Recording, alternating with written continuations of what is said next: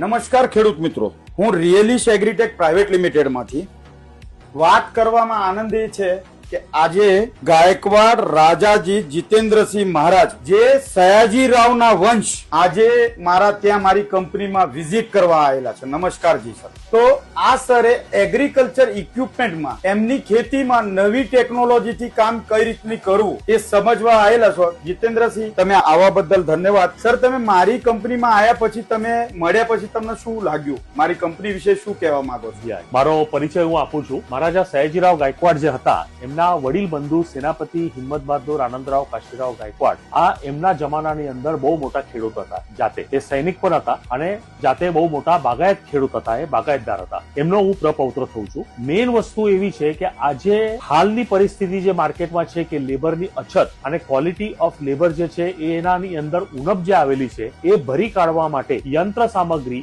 Machinery, rotary machinery અને most important power વીડર્સ જેને કહીએ કે ભાઈ જે કચરું બધું સાફ કરવા માટે માણસો મળતા નથી અને એની તમામ એગ્રીકલ્ચરલ ઇક્વિપમેન્ટની રેન્જ એ જોવા માટે અમે લોકોને ખબર પડી કે અહીંયા રિલીશ અને રિયલી કરીને ભિવંડીમાં જે કંપની છે એ કંપનીઓ આ મેન્યુફેક્ચર કરે છે. એટલે આજે અમે રાકેશભાઈને ખાસ મુલાકાત લેવા માટે આવ્યા અને હાલની અંદર પૂરા વેરહાઉસની અંદર, આ પાદરાનું વેરહાઉસ છે એમાં પરિસરની અંદર મેં હમણાં સર્વે કર્યો અને વિઝિટ કર્યા પછી ખબર પડી કે આ લોકો ઉત્તેજનાપૂર્વક આ ફિલ્ડની અંદર કામ કરી રહ્યા છે. મારો બીજો પરિચય એ આપું છું કે મહારાજા પ્રતાપસિંહરાવ જે ગાયકવાડ સરકારના અંતિમ રાજવી જે હતા એ 1939માં જયારે રાજપાટ પર બેઠા ત્યારે 70% એમનું જે ભાષણ હતું એ કેન્દ્રિત ફક્ત ને ફક્ત ખેડૂત અને ખેતી અને એનો વિકાસ કેવી રીતે કરવો એના ઉપર હતું.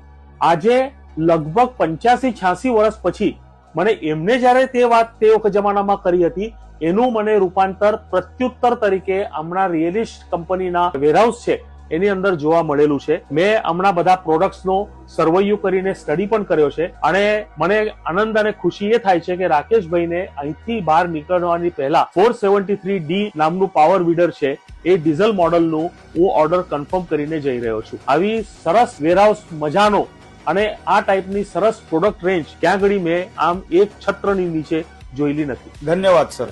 તમે જો અમને ચાન્સ આપ્યો અને તમે જે રૂબરૂ મળવા આવ્યા, ખૂબ ખૂબ દિલથી હું તમારો ધન્યવાદ કહું છું સર. Thank you, welcome. આવો ચાન્સ મને બીજી વાર આપતા રહેજો. આ સંબંધ આપણો બંધાઈ ગયો અને હવે આપણે આગળ એને ધપાવીશું અને ચલાવીશું. ધન્યવાદ સર. Thank you.